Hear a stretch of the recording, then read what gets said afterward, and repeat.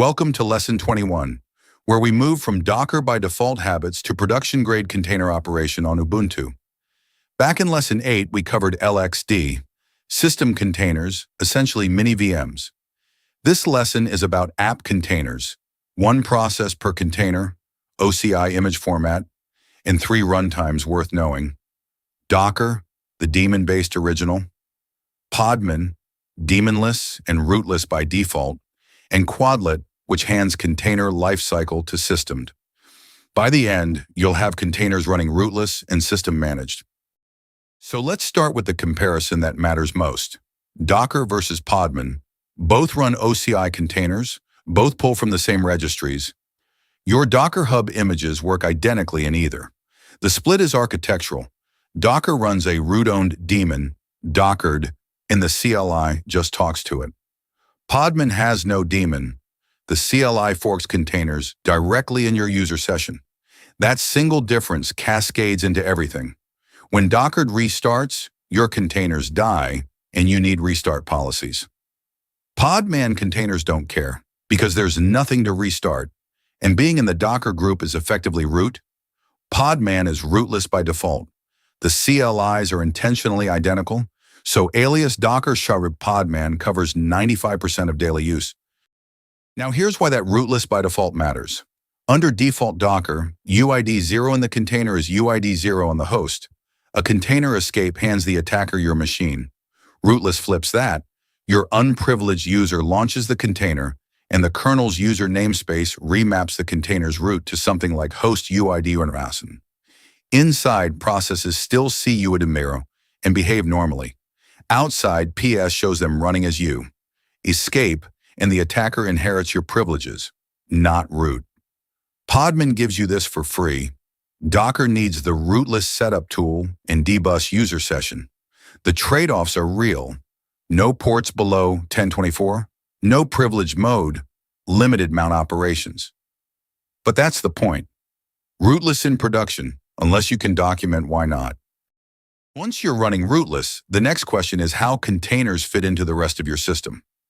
Docker Compose works, but it lives in its own world.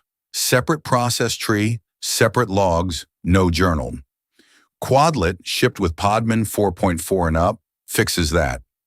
You drop a .container file into etc. containers, .system, and system generates a real unit from it.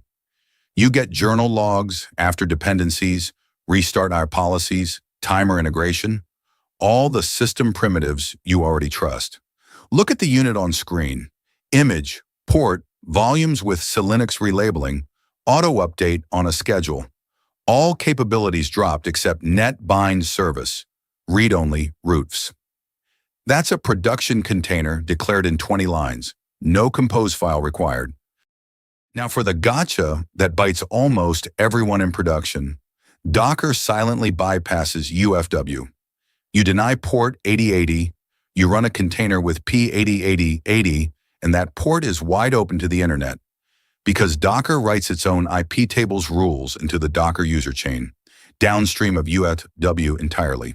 2 fixes, bind to 127.0.1 and front it with NGINX, letting UFW control port 443 instead, or switch to Podman, which uses Netavark and actually respects your firewall. Same command, connection refused, the way you expected. Firewall sorted, now the in-container blast radius. Both Docker and Podman ship default AppArmor profiles, Docker default and containers default, and that callback to lesson 16 matters.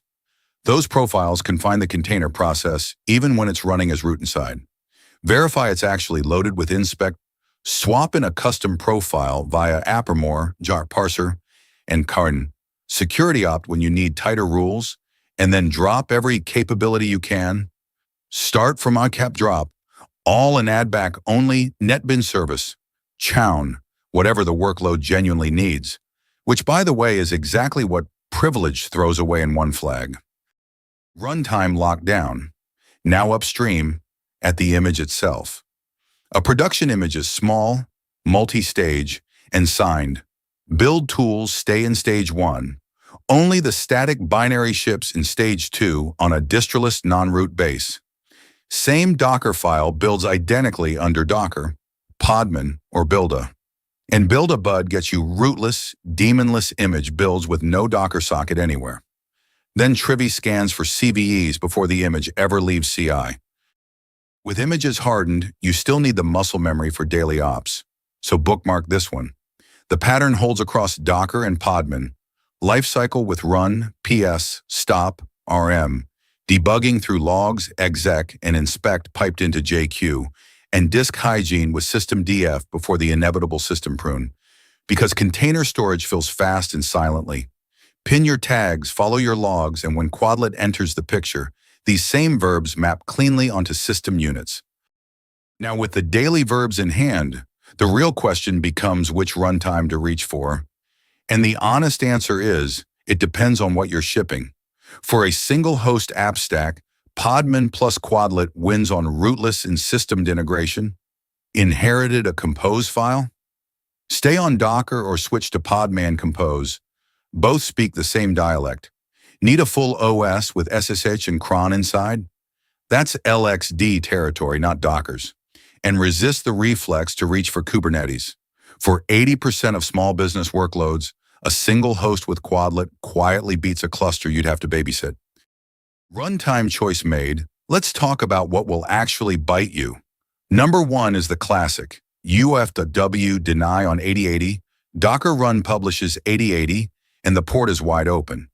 Docker writes iptables rules below UFW's chain, so bind to localhost and front it with nginx or just move to Podman.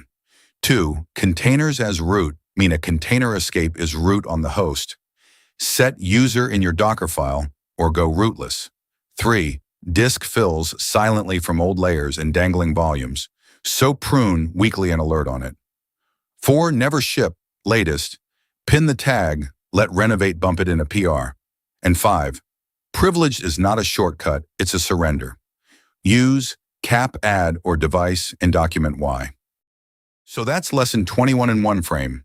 Docker and Podman side by side, rootless is the default posture, Quadlet for system-native lifecycle, the UFW bypass closed by binding to localhost behind nginx, AppArmor plus dropped capabilities is your hardening floor, and multi-stage distroless images scanned by Trivy and CI. 6 skills all pointing the same direction, production grade, security-first containers on Ubuntu. Next up, lesson 22. Do release upgrade, the LTS to LTS story. Lesson 21, complete.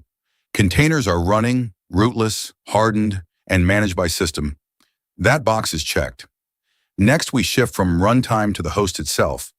Lesson 22 takes on do release upgrade, Canonical's LTS to LTS path from 2204 to 2404, with a real pre-upgrade checklist, a rollback strategy, and fleet patterns wired back into the Ansible work from lesson 20. See you there.